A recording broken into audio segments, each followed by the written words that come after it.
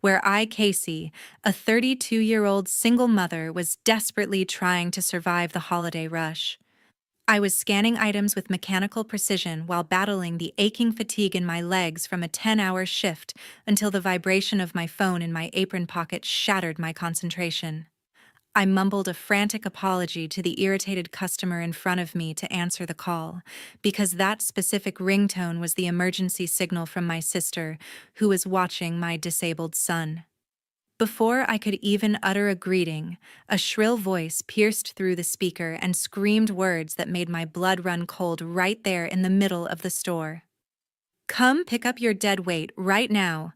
He just destroyed my entire party and I want him out of my house immediately." The call ended abruptly with a sharp click that left me staring at the screen in disbelief while the reality of the situation crashed down on me. I completely ignored the angry shouts of the store manager about abandoning my post during the busiest hour of the year as I grabbed my purse and sprinted toward the exit. I threw myself into the driver's seat of my rusting sedan and slammed my foot on the gas pedal with only one terrifying thought consuming my mind. I did not shed a single tear in that moment of public humiliation because I knew deep down that this was the beginning of a war I had to win for my child. Please subscribe to this channel to witness how a mother's love became the ultimate weapon against cruelty. 12 hours before that frantic phone call tore apart the silent night, I was sitting at the chipped kitchen table of my cramped apartment while trying to make the numbers on the calculator tell a different story.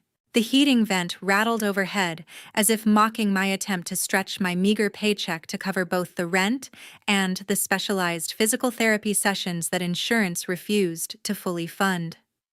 I rubbed my temples to soothe the headache building there because being a single mother meant constantly choosing between keeping the lights on or paying for the medical care my child desperately needed.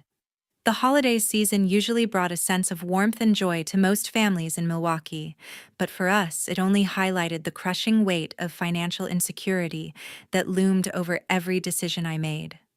I glanced over at my son Leo, who was sitting quietly in the living room with a patience that always made my heart ache because a 10-year-old boy should be complaining about video games instead of worrying about his mother. He adjusted his position in the second-hand wheelchair that had become an extension of his body since the cerebral palsy diagnosis affected his legs shortly after birth. Leo never complained about the pain or the limitations of our life because he possessed a spirit far stronger than my own, yet seeing him stuck in that small room fueled my determination to work the double shift. He offered me a reassuring smile when he caught me looking unaware that I was currently calculating if we could afford a proper Christmas dinner or if we would be eating canned soup again. The fragile balance of our routine shattered when my phone buzzed with a text message from my best friend Sarah, who was the only person I trusted to watch him during my extra shifts. She was currently in the emergency room with a severe case of the flu and could barely type out the apology for leaving me stranded on Christmas Eve. My stomach churned with anxiety because missing this double pay shift at the supermarket meant we would be short on the heating bill for January and possibly face eviction. I paced around the small kitchen while trying to think of an alternative solution, but every professional care service was either booked solid or completely out of my price range. I stared at the contact list on my phone for a long time before swallowing my pride to dial the number of my sister Tabitha, because she was the only family I had left in the city. We had not spoken in months because she believed my financial struggles were a direct result of poor life choices rather than a series of unfortunate circumstances beyond my control. She answered on the fourth ring with a tone that suggested I was interrupting something far more important than a family emergency involving her own nephew. I gripped the phone tightly while forcing my voice to remain steady as I explained the situation and asked for her help. Tabitha listened to my plea with a heavy silence that lasted long enough to make my palms sweat before she finally deigned to speak. "I suppose I can do my charitable deed for the year by watching him, but you know I have important guests coming tonight." I let out a breath I didn't know I was holding and quickly tried to reassure her before she could change her mind about helping us. I promise he will stay in the corner and won't make a sound because I really need this double shift to pay for his therapy." Her voice turned sharp and commanding through the speaker as she laid down the conditions for her reluctant generosity. "Just make sure he is clean, because I just had the hardwood floors polished, and I do not want those dirty tires ruining my house." The conditions were humiliating, but I had absolutely no other choice if I wanted to keep a roof over our heads next month. I thanked her profusely while biting my lip to keep from saying something I would regret, because her acceptance was a lifeline I could not afford to cut. I spent the next hour scrubbing every inch of the wheelchair tires and dressing Leo in his best button-down shirt to ensure he met her impossible standards. We drove to the wealthy side of Milwaukee in silence, until pulling up to the towering gates of the estate that Mom and Dad had left in her care. Tabitha opened the door looking flawless in a white silk dress while glancing down at the wheelchair with visible distaste, as if we were delivering a bag of trash instead of her nephew. She did not even greet him properly before instructing us to bring him into the side entrance so the wheels would not scratch the marble foyer. I kissed Leo on the forehead and promised to return the second my shift ended, while ignoring the burning sensation of shame in my chest for leaving him there.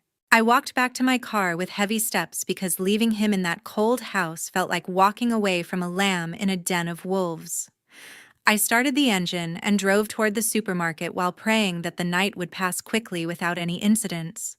The grandfather clock in the hallway chimed 7 times to signal the peak of the festivities, just as the atmosphere within the luxury villa shifted from welcoming to suffocating. The expansive dining room was filled with the heavy scent of expensive perfume and roasted turkey, while guests in designer suits and glittering dresses mingled under the crystal chandelier. Leo sat motionless in the shadow of a large potted fern because he knew instinctively that his presence was merely tolerated rather than welcomed by the people surrounding him. He tried to make himself as small as possible in his wheelchair while clutching his hands together in his lap to stop them from trembling. The guests glanced in his direction with tight smiles that did not reach their eyes before quickly turning away to continue their conversations about stock markets and winter vacations. The isolation was almost bearable until my brother-in-law Rick detached himself from a group of laughing investors and strode across the polished floor with a glass of scotch in his hand. He looked down at Leo with a mixture of annoyance and impatience, because the wheelchair was apparently obstructing the perfect angle for the group photo he wanted to take near the fireplace. Rick gestured vaguely with his glass while speaking loud enough for several nearby guests to hear his command. "You are blocking the flow of the party sitting right there in the middle of everything. Move that thing over to the wall where nobody has to trip over you." Leo nodded quickly because he was terrified of causing any trouble that might get his mother in trouble with her sister. He reached for the metal rims of his wheelchair with hands that were already weak from the cold and trembling from anxiety. The wheels were difficult to maneuver on the slick hardwood floor that Tabitha prized so highly, and his grip slipped as he tried to execute a sharp turn to get out of the way. The left wheel skidded uncontrollably on the polished surface and slammed directly into the mahogany display rack standing precariously close to him. The impact seemed to happen in slow motion as the heavy wooden stand wobbled dangerously before tipping just enough to dislodge a vintage bottle of Cabernet Sauvignon from the top shelf. The bottle plummeted toward the floor and shattered on impact with a deafening crash that silenced every conversation in the room instantly. A dark crimson splash erupted from the broken glass and sprayed violently across the pristine white hem of the silk designer gown that Tabitha was wearing nearby. The red liquid continued to spread rapidly across the intricate patterns of the expensive Persian rug, while the smell of alcohol filled the sudden silence. Tabitha stood frozen for a heartbeat, while staring at the ruin of her dress, before her face twisted into a mask of pure, unadulterated rage. She marched toward Leo with her hands clenched into fists, and the sound of her heels striking the floor echoed like gunshots in the quiet room. She did not care that he was a terrified child, or that it was clearly an accident caused by her husband's demand. She pointed a manicured finger directly in his face and unleashed a torrent of verbal abuse that made the guests gasp in shock. "Look what you did to my house, you clumsy little burden, I knew. Letting a cripple into my home was a mistake from the very beginning, because you ruin everything you touch." Leo shrank back into his chair with tears welling in his eyes, but he was too paralyzed by fear to utter a single word of defense. Tabitha was not finished with her humiliation of him, as she pulled her smartphone from her clutch with jerky movements. She dialed a number with furious jabs at the screen and held the device up while deliberately activating the speakerphone for the entire room to hear. The line connected, and she did not wait for an answer before screaming the words that would haunt the nightmares of everyone present. "Come pick up your dead weight. If he's still here in 30 minutes, don't blame me for what happens." She ended the call with a violent tap and glared at her husband as if waiting for him to finish the job she had started. Rick understood the assignment immediately and grabbed the handles of the wheelchair with a roughness that made Leo yelp in pain. He did not care about the boy's safety as he pushed the chair rapidly through the kitchen and toward the rear exit of the mansion. "We are not waiting 30 minutes for him to break something else in here so he can wait for his mother outside." Rick opened the heavy back door and shoved the wheelchair over the threshold without checking if Leo had a coat or if the ramp was clear of ice. The cold wind howled as it rushed into the warm house before Rick slammed the door shut and locked it tight.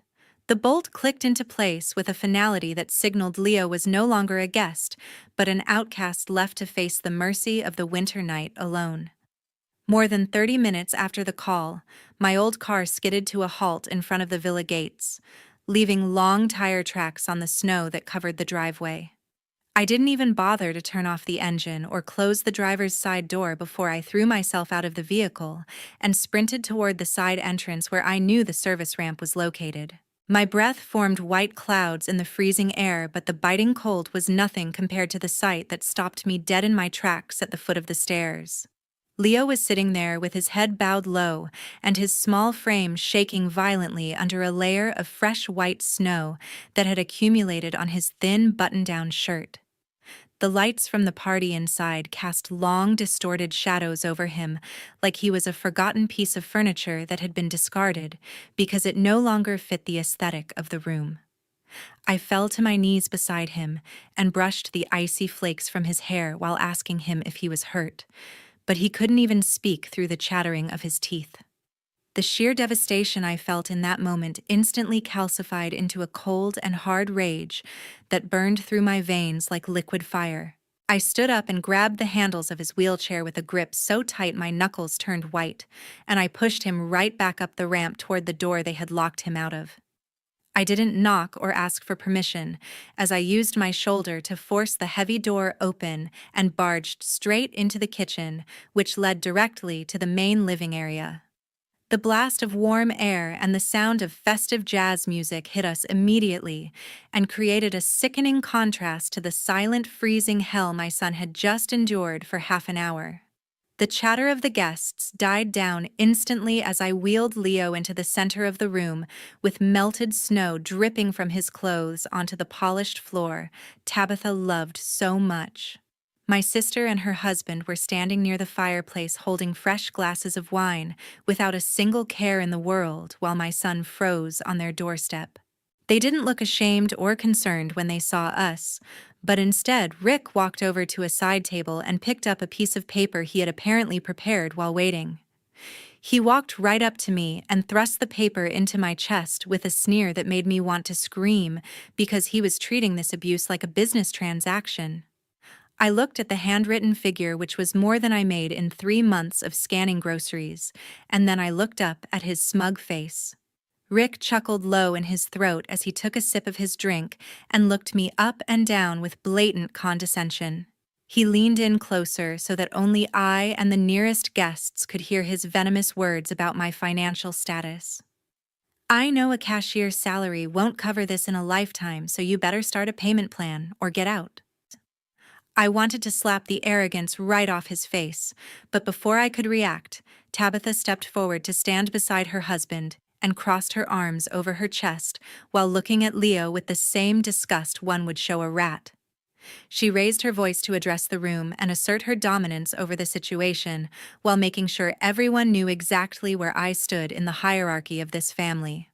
She pointed a manicured finger at the door and delivered the sentence she had probably been dying to say to me since the day our parents passed away. "This is my house, given by Mom and Dad. Beggars like you have no right to stand here and demand respect." The insult hung in the air like a poisonous cloud, but I didn't scream or cry or give them the satisfaction of seeing me break down in front of their wealthy friends. I looked straight into their eyes and let the silence stretch out until they started to shift uncomfortably under my unwavering gaze. I realized then that they truly believed their own lies and thought that money gave them the right to treat human beings like garbage. I took a deep breath to steady my shaking hands because I knew exactly what I had to do next to wipe those smiles off their faces forever. The atmosphere in the living room became suffocatingly tense as the ornate hands of the grandfather clock moved past 8:30 in the evening. The festive music had finally been turned off by one of the uncomfortable guests, which left only the sound of the howling wind outside and the crackling fire to fill the silence. I looked at the woman who shared my DNA and wondered where exactly our paths had diverged so drastically, because I could not fathom treating a stray dog the way she treated my son. I stepped closer to her, while ignoring the way her expensive perfume clashed with the smell of wet wool from Leo's coat. I needed to hear her say it out loud one more time to ensure that my conscience would be clear when the hammer finally fell on her privileged life. I stared directly into her heavily made-up eyes and asked the question that hung heavily in the air between us. "Do you really want to kick your own disabled nephew out into the storm over a bottle of wine?" Her laughter rang out sharp and brittle against the crystal glasses held by the silent observers around us, as if I had just told a particularly amusing joke. She looked at her husband with an amused expression before turning her cold gaze back to the shivering boy in the wheelchair. She did not show a flicker of remorse or hesitation as she doubled down on her cruelty with a confidence born of arrogance. Tabitha smoothed the front of her stained dress and declared loudly that Leo was nothing but a burden to the family name who should have been institutionalized years ago. She claimed that allowing him to enter her home in the first place was an act of saintly charity that she now deeply regretted because ungrateful people always ruined everything. The wealthy crowd surrounding us began to murmur among themselves, like a Greek chorus of judgment, rather than showing any sympathy for the child freezing in their midst. They swirled their expensive drinks and looked at my worn supermarket uniform with sneers that told me they viewed poverty as a contagious disease they needed to avoid at all costs. Their whispers reached my ears, and I heard them agreeing that we were merely party crashers who deserved to be thrown out for ruining the festive mood of the evening. I realized in that moment that appealing to their humanity was a futile exercise because they had traded their hearts for status symbols long ago. There was no point in arguing with people who valued a wine stain on a dress over the physical health of a 10-year-old child. I stopped trying to hold back the tears because they had dried up and were replaced by a cold determination to see justice done immediately. I reached into the pocket of my damp coat and pulled out my cracked smartphone with a slow and deliberate movement that caught Rick's attention. He took a threatening step forward because he assumed I was going to call the authorities to file a complaint about the abuse he had just committed. He puffed out his chest in a display of masculine aggression and taunted me with a smirk that made my stomach turn. Rick told me to go ahead and call the police because he played golf with the chief, and nothing would happen to him except me getting arrested for trespassing. I didn't look at the keypad as I unlocked the screen because I had memorized this specific number for years, waiting for this exact moment to arrive. I looked him dead in the eye and delivered the truth he was too blind to see with a voice that was steady and dangerous. "I'm calling the person who actually owns this house. Prepare yourself." Rick looked confused for a split second before dismissing my words as the ravings of a desperate woman who had lost her mind. I pressed the call button and listened to the ring with a pounding heart while the room watched me in anticipated silence. The line clicked open on the second ring, and a familiar professional voice answered on the other end with immediate alertness. I spoke clearly into the receiver so everyone in the room could hear exactly who I was summoning to their party. I dialed the number for my family lawyer, Mr. Henderson, and demanded that he bring the original property files to the estate immediately because we had a code red situation. Less than 20 minutes later, the sharp and decisive ringing of the doorbell cut through the suffocating atmosphere of the living room like a knife. The sound startled the guests who had been awkwardly sipping their drinks and waiting for the inevitable conclusion of this family drama. Tabitha looked at the door with a frown of confusion because she was not expecting anyone else to arrive this late in the evening, especially during a snowstorm. She gestured for her husband to answer it, but before Rick could take a step, the heavy oak door swung open with authority. Mr. Henderson stepped into the foyer, shaking the snow off his long wool coat, while flanked by two imposing private security guards who surveyed the room with professional indifference. The sight of the elderly lawyer dressed in an impeccable suit at this hour instantly shifted the mood from annoyance to palpable unease among the wealthy crowd.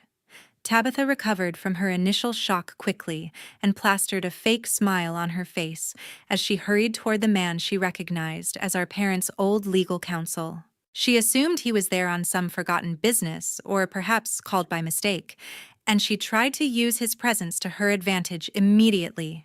She grabbed his arm with the familiarity that made him stiffen and began to speak rapidly in a high-pitched voice designed to garner sympathy. She pointed an accusing finger at me and Leo while telling the lawyer that her unstable sister was causing a scene and refusing to leave her property, despite being asked multiple times. She demanded that he use his legal authority to explain to me the consequences of trespassing so her party could continue in peace. The lawyer gently but firmly removed her hand from his arm, as if brushing off a speck of dust, and walked past her without uttering a single word of greeting. He approached the large coffee table in the center of the room and placed his leather briefcase down with a heavy thud that echoed in the silence. He clicked the gold latches open with methodical precision while Tabitha and Rick watched him with growing apprehension. He pulled out a thick document bound in a blue folder and laid it out for everyone to see before turning to face the confused couple. Mr. Henderson adjusted his glasses and looked at them with a mixture of pity and professional detachment as he prepared to drop the bombshell that would destroy their world. He announced in a clear baritone voice that, contrary to their beliefs, the deed to this estate did not bear the name of Tabitha or her husband. He revealed the shattering truth that the mansion was actually the sole property of an entity known as the Leo Trust, which had been established by our parents before their death. Tabitha stared at him with her mouth slightly open as her brain struggled to process the information that contradicted everything she thought she knew. Her face flushed a deep shade of crimson as the humiliation of being exposed in front of her friends began to sink in. She stomped her foot on the floor like a petulant child and screamed at the respected lawyer with a venom that shocked the room. "That's impossible. Mom and Dad said I could live here. You are lying to protect her." Mr. Henderson did not flinch at her outburst, but simply turned a page in the document to point out a specific clause highlighted in yellow ink. He explained calmly that while she was indeed granted the right to reside in the property as a caretaker, this privilege came with a very specific and non-negotiable set of conditions. The primary condition for her residency was that she must maintain the property and provide a welcoming and safe environment for the trust's beneficiary Leo whenever he required it. He looked directly at Rick and Tabitha, while emphasizing that respect and care for the disabled child were the cornerstone of the agreement they had signed, without reading thoroughly years ago. The lawyer then reached into his pocket and pulled out a digital tablet which he placed next to the documents on the table. He tapped the screen to play a recording that filled the room with the screeching voice of Tabitha, yelling about dead weight and unwanted burdens. He then swiped to a video feed that clearly showed Rick shoving the wheelchair out the back door into the freezing snow while laughing about teaching the boy a lesson. Mr. Henderson looked at the horrified faces of the guests and then back at the trembling couple before delivering the final legal verdict. He stated that their actions this evening constituted a gross violation of the trust's morality clause, which automatically triggered the revocation of their residency rights effective immediately. A deadly silence enveloped the spacious room where the festive party had been in full swing just moments ago, leaving only the sound of the wind howling outside the window to fill the void. The guests who had previously looked at me with disdain were now staring at the floor or checking their watches in a desperate attempt to disassociate themselves from the disgraced hosts. Mr. Henderson looked at me with a solemn expression as he waited for my final command because the trust stipulations gave me the ultimate authority to decide the fate of the residents in the event of a breach. I looked at the couple standing before me and felt absolutely nothing but a cold resolve to protect my son from ever experiencing their cruelty again. I nodded slowly to the lawyer to confirm that I had no intention of offering any leniency after what they had done to a defenseless child in the middle of winter. I turned my gaze to the trembling couple and spoke with a voice that was devoid of any warmth or hesitation. Activate the immediate eviction clause, Mr. Henderson, because I want them out of my son's house before the hour is up. The color drained from Tabitha and Rick's faces in unison as the reality of their situation crashed down on them with the force of a physical blow. The arrogance that had defined their personalities for years evaporated instantly and was replaced by the sheer terror of people who realized they were about to lose everything. Rick looked around the room for support from his wealthy friends, but found only turned backs and averted eyes as everyone realized his social standing had just been obliterated. He stumbled forward and fell to his knees on the very rug he had accused my son of ruining, clutching at the hem of my coat with desperate hands. He began to stammer out a stream of pathetic excuses while blaming the expensive scotch he had been drinking all night for his earlier behavior. Casey, please, you have to understand that I was not thinking clearly because of the alcohol and the stress from work. I didn't mean to hurt the boy. It was just a misunderstanding. Tabitha quickly joined her husband on the floor and abandoned all her previous haughtiness to grab my hand with a grip that felt clammy and desperate. Tears streamed down her face, ruining her perfect makeup as she tried to manipulate me using the familial bond she had ignored for years. She wailed about how we were sisters who shared the same blood and how our parents would be heartbroken to see the family torn apart like this on Christmas. You can't do this to your own sister, Casey. We are family. Mom and Dad would never want you to throw me out on the street. I pulled my hand away from her grasp with a sharp motion because her sudden invocation of our parents felt like a final insult after she had disregarded their wishes for so long. I looked down at them with the same expression one might use when looking at something unpleasant stuck to the bottom of a shoe. I remembered the way she had looked at Leo earlier and the venom in her voice when she called him a burden to her perfect life. I leaned down slightly so that my face was level with hers and delivered the verdict that would haunt her for the rest of her life. You called my son dead weight. Now you are the dead weight that this house needs to remove. I straightened up and signaled to the security team who had been waiting patiently by the door for the order to commence the removal. The two large men stepped forward immediately and hoisted Rick and Tabitha to their feet with a professional efficiency that tolerated no resistance. One of the guards checked his watch and informed the sobbing couple that they had exactly 15 minutes to gather their essential personal items before they would be physically escorted off the premises. The guard emphasized that they were not permitted to take any furniture, artwork, or assets belonging to the trust, which meant they would be leaving with little more than the clothes on their backs. Rick and Tabitha scrambled up the stairs in a panic to shove whatever they could into a couple of trash bags provided by the security team, while the guests hurriedly collected their coats to escape the uncomfortable scene. The grand exit they made 15 minutes later was a far cry from the elegant party they had hosted just hours before. The security guards marched them to the front door and ushered them out into the biting cold of the Milwaukee blizzard without a shred of sympathy. I watched from the window as they stood shivering on the other side of the iron gates, clutching their meager belongings while the wind whipped around them. They had no car keys because the company leased vehicle was parked in the garage, and they had no cash because Rick's wallet was still sitting on the dresser upstairs. The heavy oak door slammed shut with a final thud that echoed through the house, sealing out the cold and the cruelty that had resided there for far too long. 1 month after that fateful Christmas night, a new order had been completely established within the walls of the estate and in the lives of everyone involved. The biting winds of the Milwaukee winter continued to blow outside, but the atmosphere inside the house had transformed from a cold museum of vanity into a warm sanctuary of peace. The heavy silence that used to suffocate the hallways was replaced by the sounds of genuine life, and the rhythmic hum of Leo's electric wheelchair moving freely across the floors. The social fallout for my sister and her husband was swift and absolute, because the elite circle they desperately tried to impress turned out to be their harshest executioners. The guests who witnessed the cruelty at the party did not stay silent, and the rumors of Rick shoving a disabled child into a snowstorm spread through the country club like wildfire.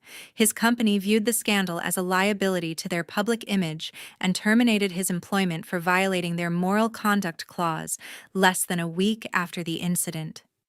Rick tried to fight the decision, but without the backing of the family trust or the prestige of the address, he once claimed he was nothing more than a disgraced man with a tarnished reputation. Tabitha fared no better as she was forced to trade the marble floors of the mansion for the peeling linoleum of a cramped rental apartment on the outskirts of the city. I heard from a mutual acquaintance that she spent her days complaining to anyone who would listen about how she was cheated out of her inheritance. She was now living the exact life she had mocked me for scraping by to pay bills and learning the hard way that arrogance does not pay the rent.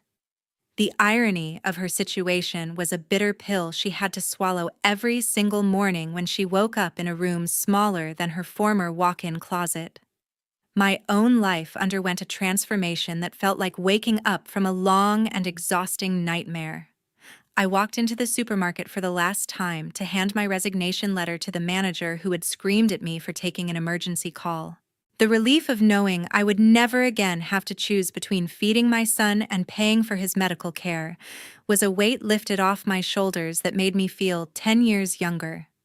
I dedicated my days to managing the trust properly and ensuring that every penny was used to improve Leo's quality of life, just as our parents had intended. We hired the best physical therapists in the state who came directly to the house, and for the first time in his life, Leo was receiving the care he deserved without insurance battles or financial guilt. We spent the weekends reclaiming the house by removing the cold and fragile decorations that Tabitha had used to intimidate us. We rolled up the expensive Persian rugs that were essentially tripwires for Leo's wheels and replaced them with smooth surfaces and colorful mats. The pretentiously displayed wine collection was moved to the cellar, and in its place, we put up shelves for Leo's Lego collections and framed photos of us smiling. The house finally felt like a home where a child could be a child without the constant fear of breaking something valuable.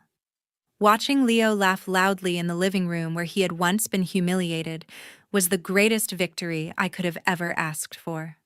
This journey taught me an unforgettable lesson about the true nature of human value that I will carry with me forever.